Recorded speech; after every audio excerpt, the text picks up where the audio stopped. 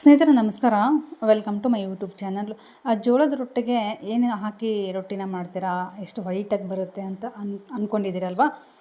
ಖಂಡಿತವಾಗ್ಲೂ ಈ ಒಂದು ವಿಡಿಯೋದಲ್ಲಿ ತೋರಿಸ್ಕೊಡ್ತೇನೆ. ಯಾಕಂತಂದರೆ ಗರಿಗರಿಯಾದ ರೊಟ್ಟಿ ಮತ್ತು ವೈಟ್ ಕಲರು ಮತ್ತು ತೀಡೋದಕ್ಕೆ ಮತ್ತು ಲಟ್ಟಿಸೋದಕ್ಕೆ ತುಂಬ ಚೆನ್ನಾಗೇ ಬರಬೇಕು ಅಂತ ಅನ್ನೋರು ಈ ಒಂದು ವಿಡಿಯೋನ ನೋಡಿ ಕಂಪ್ಲೀಟಾಗಿ ತಿಳಿಸ್ಕೊಡ್ತೀನಿ. ನಾನು ಜೋಳಕ್ಕೆ ಏನೆಲ್ಲ ಹಾಕಿ ಬೀಸ್ಕೊಂಬರ್ತೀವಿ ಅಂತಂದ್ಬಿಟ್ಟು ಇಲ್ಲಿ ನೋಡ್ತಾ ಇರ್ಬೋದು.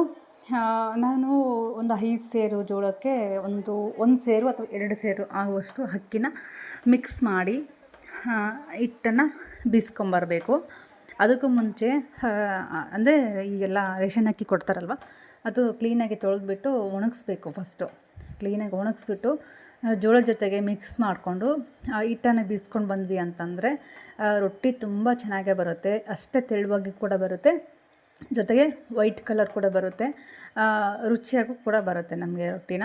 ಈ ರೀತಿ ಕವರ್ ಹಾಕಿಬಿಟ್ಟು ಲಟ್ಟಣಿಕೆಗೆ ಮಣಿ ಮೇಲೆ ಇಟ್ಕೊಂಡು ಈ ರೀತಿ ಉದ್ದೋದ್ರಿಂದ ರೊಟ್ಟಿ ಕೂಡ ತೆಳುವಾಗಿ ಬರುತ್ತೆ. ಮತ್ತು ನಮಗೆ ರೋಸ್ಟ್ ಬೇಕಂದರೆ ರೋಸ್ಟು ಬೇಯಿಸ್ಕೊಬೋದು, ಇಲ್ಲ ಸಾಫ್ಟಾಗಿ ಬೇಕು ಅಂತಂದರೆ ಸಾಫ್ಟಾಗಿ ನಾವು ಮಾಡ್ಕೊಬೋದು. ಏನಪ್ಪ ಅಂತಂದರೆ ರೋಸ್ಟ್ ಬೇಕಂದರೆ ಸ್ವಲ್ಪ ತೆಳುವಾಗೆ ಮಾಡ್ಕೋಬೇಕಾಗತ್ತೆ. ಸ್ವಲ್ಪ ಮೆತ್ತಗೆ ಇರಲಿ ಅಂತ ಅನ್ನೋರು ಸ್ವಲ್ಪ ದಪ್ಪ ರೀತಿಲಿ ಮಾಡಿಕೊಂಡ್ರೆ ಉಬ್ಕೊಂಡು ಬರುತ್ತೆ, ಜೊತೆಗೆ ಮೆತ್ತಗೆ ಕೂಡ ಬರುತ್ತೆ. ಓಕೆನಾ? ಜೋಳಕ್ಕೆ ನಾವು ಜಸ್ಟ್ ರೇಷನ್ ಅಕ್ಕಿನ ಕ್ಲೀನಾಗಿ ತೊಳೆದ್ಬಿಟ್ಟು ಹಿಟ್ಟನ್ನು ಬೀಸ್ಕೊಂಡು ಬಂದ್ವಿ ಅಂತಂದರೆ ರೊಟ್ಟಿ ತುಂಬ ಚೆನ್ನಾಗೇ ಬರುತ್ತೆ. ನೀವು ಜೋಳ ಏನಾದರೂ ಸ್ವಲ್ಪ ಕಪ್ಪಿತ್ತು ಅಂತಂದರೆ ಒಂದು ಸ್ವಲ್ಪ ಜಾಸ್ತಿನೇ ಹಾಕಿ, ಅಂದರೆ ತುಂಬ ಜಾಸ್ತಿ ಹಾಕಕ್ಕೆ ಹೋಗ್ಬಿಡಿ. ಯಾಕಂದರೆ ಬರೀ ಅಕ್ಕಿ ಸ್ಮೆಲ್ಲೇ ಬರುತ್ತೆ, ಜೋಳದ ಸ್ಮೆಲ್ ಬರೋಲ್ಲ. ನಮಗೆ ಪ್ಯೂರ್ ಜೋಳ ಬೇಕು, ಜೋಳದ ರೊಟ್ಟಿ ಬೇಕು ಅಂತಂದರೆ ಅಕ್ಕಿನ ಆದಷ್ಟು ನೀವು ಸ್ವಲ್ಪ ಕಡಿಮೆ ಪ್ರಮಾಣದಲ್ಲಿ ಹಾಕ್ಕೊಂಡು ಬೀಸ್ಕೊಂಡು ಬಂದ್ರಿ ಅಂತಂದರೆ ರೊಟ್ಟಿ ಕೂಡ ತುಂಬ ಚೆನ್ನಾಗೇ ಬರುತ್ತೆ.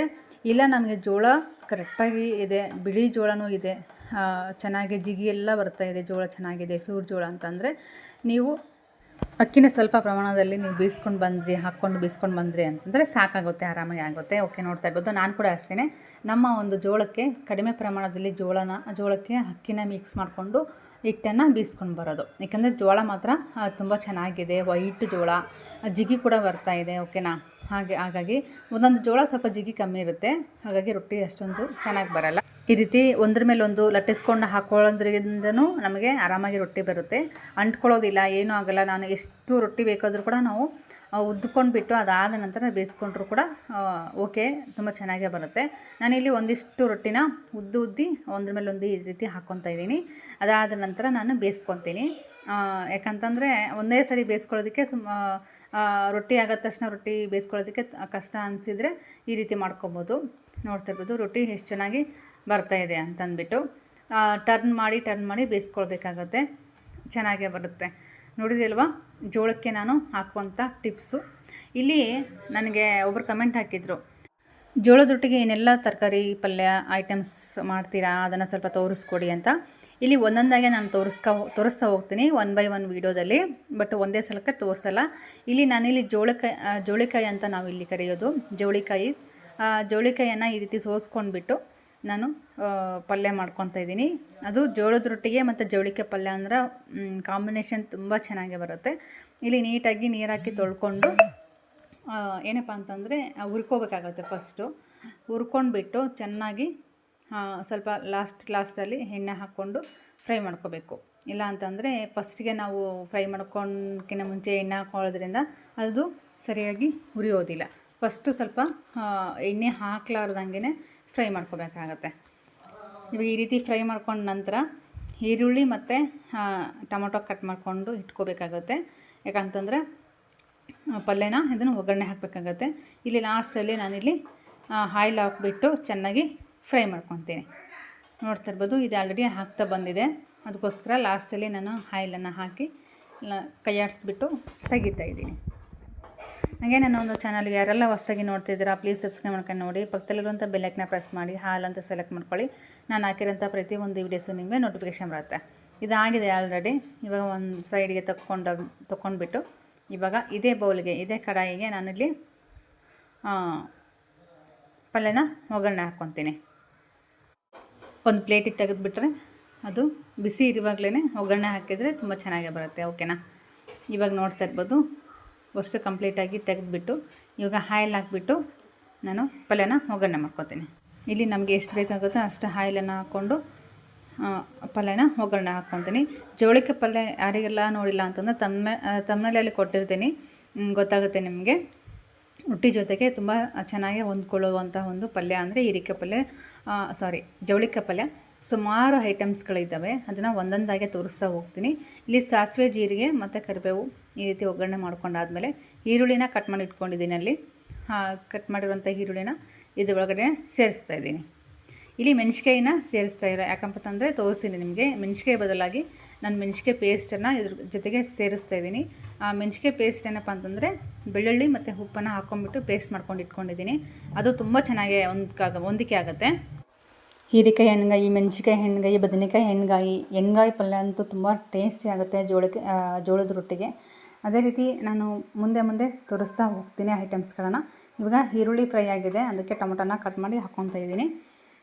ಟೊಮೊಟೊ ಇಲ್ಲ ಅಂತಂದ್ರೆ ಓಕೆ, ಬಟ್ ನನ್ನ ಕಡೆ ಟೊಮೊಟೊ ಇತ್ತಲ್ವ ಅದನ್ನು ಹಾಕ್ಕೊಂಡಿದ್ದೀನಿ. ಹಾಕ್ಕೊಂಡ್ರೆ ತುಂಬ ಚೆನ್ನಾಗೇ ಬರುತ್ತೆ, ಪಲ್ಯ ಮಾತ್ರ ಸಖತ್ತಾಗೆ ಬರುತ್ತೆ. ಇವಾಗ ಲಾಸ್ಟಲ್ಲಿ ಸ್ವಲ್ಪ ಈ ರೀತಿ ಫ್ರೈ ಮಾಡಿಕೊಂಡು ಜವಳಿಕಾಯಿನ ಹಾಕ್ಕೊಂಡ್ಬಿಟ್ಟು ಕಾಮನ್ನಾಗಿ ಏನಪ್ಪ ಅಂತಂದರೆ ಉಪ್ಪು ಮತ್ತು ಅರಿಶಿನ ಪುಡಿ ಎಲ್ಲ ಹಾಕ್ಕೊತೀವಲ್ವ, ಅದನ್ನು ಹಾಕ್ಕೊಂಡ್ಬಿಟ್ಟು ಮಾಡ್ಕೋಬೇಕಾಗತ್ತೆ ಪಲ್ಯನ. ನೋಡ್ತಾ ಇರ್ಬೋದು ನೀರಿನಂಶ ಬಿಡ್ತಾ ಇದೆ. ಇವಾಗ ಹುರಿದಿರುವಂಥ ಜೋಳಕ್ಕೆನ ಇನ್ನೂ ಒಂದು ಸರಿ ಎಣ್ಣೆಲ್ಲೇ ಫ್ರೈ ಮಾಡ್ಕೊತೀವಿ.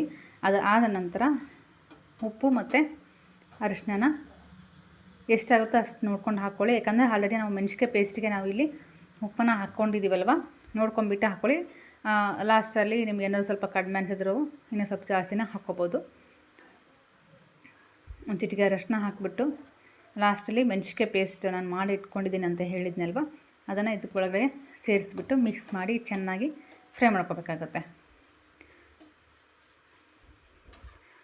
ಈ ಜವಳಿಕಾಯಿ ಪಲ್ಯ, ಹೀರೆಕಾಯಿ ಪಲ್ಯಕ್ಕೆ ಶೇಂಗಾ ಪೌಡ್ರ್ ಮತ್ತು ಗುರಾಳ್ ಪುಡಿನ ಮಿಕ್ಸ್ ಮಾಡೋದ್ರಿಂದ ತುಂಬ ಟೇಸ್ಟಿಯಾಗುತ್ತೆ. ತೋರಿಸ್ತೀನಿ ನಿಮಗೆ ಶೇಂಗಾ ಪೌಡ್ರು, ಗುರಾಳ್ ಪುಡಿ ಹೇಗಿರುತ್ತೆ ಅಂತಂದ್ಬಿಟ್ಟು. ಸುಮಾರು ಜನಕ್ಕೆ ಗೊತ್ತು, ಬಟ್ ಗೊತ್ತಿಲ್ಲದೆ ಇರೋರಿಗೆ ತೋರಿಸ್ತೀನಿ ನಿಮಗೆ. ಇದು ಇಲ್ಲ ಅಂತಂದರೆ ನಮಗೆ ಪಲ್ಯ ಅಂತ ಅನ್ನಿಸ್ಕೊಳ್ಳೋದೇ ಇಲ್ಲ.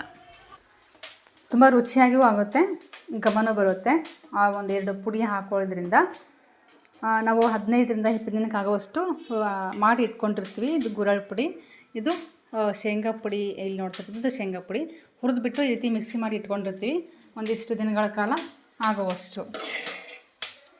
ಅದಕ್ಕೆ ಹಾಕಿಬಿಟ್ಟು ಚೆನ್ನಾಗಿ ಸ್ವಲ್ಪ ನೀರು ಹಾಕ್ಕೊಂಬಿಟ್ಟು ಕುದಿಸ್ಬೇಕಾಗತ್ತೆ, ಆವಾಗ ಚೆನ್ನಾಗಾಗುತ್ತೆ ಪಲ್ಯ. ನೋಡ್ತಾ ಇರ್ಬೋದು ಸ್ವಲ್ಪ ಮೇಲ್ಗಡೆ ನೀರು ಹಾಕಿ ಮಿಕ್ಸ್ ಮಾಡೋದ್ರಿಂದ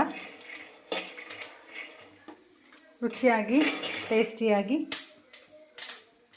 ಜವಳಿಕಾಯಿ ಪಲ್ಯ ರೆಡಿ ಆಗುತ್ತೆ. ಇನ್ನೂ ಒಂದು ಏನಪ್ಪ ಅಂತಂದರೆ ಬೆಲ್ಲ ಹಾಕ್ಕೊಳ್ಳೋದ್ರಿಂದ ಇನ್ನೂ ರುಚಿಯಾಗುತ್ತೆ. ಬೆಲ್ಲನ ಹಾಕ್ಕೋಬೋದು ನೀವು, ಅಂದರೆ ಸ್ವಲ್ಪನೇ ಹಾಕ್ಕೋಬೇಕಾಗುತ್ತೆ. ಬೆಲ್ಲ ಇಲ್ಲಾಂದರೆ ಸಕ್ಕರೆ ಆದರೂ ಸ್ವಲ್ಪ ಹಾಕ್ಕೋಬೇಕಾಗತ್ತೆ. ಒಂದು ಸ್ವಲ್ಪ ನಿಂಬೆಹಣ್ಣು ಗಾತ್ರಕ್ಕಿಂತ ಒಂದು ಸ್ವಲ್ಪ ಚಿಕ್ಕದಾಗಿ ಬೆಲ್ಲನ ಹಾಕ್ಕೊಳ್ಳೋದ್ರಿಂದ ತುಂಬ ರುಚಿಯಾಗುತ್ತೆ. ನೋಡಿದ್ರಲ್ವ ಜವಳಿಕಾಯಿ ಪಲ್ಯ ಜೋಳದ ರೊಟ್ಟಿ ಜೊತೆಗೆ ತುಂಬ ರುಚಿಯಾಗಿ ನಮಗೆ ಸಿಗುತ್ತೆ. ಸ್ವಲ್ಪ ಗಟ್ಟಿಯಾಗಿತ್ತು, ಸ್ವಲ್ಪ ರಸಮ್ ರೀತಿಲಿ ಇರಬೇಕು, ರಸಗಚ್ಚಿರಬೇಕು ಅಂತಂದರೆ ಈ ರೀತಿ ಇನ್ನೊಂದು ಸ್ವಲ್ಪ ನೀರು ಹಾಕ್ಕೊಂಡ್ಬಿಟ್ಟು ಇನ್ನೂ ಒಂದು ಸ್ವಲ್ಪ ಕುದಿಸ್ಬಿಟ್ರೆ ಚೆನ್ನಾಗಿ ಕಂಪ್ಲೀಟಾಗಿ ಪಲ್ಯ ರೆಡಿ ಆಗುತ್ತೆ.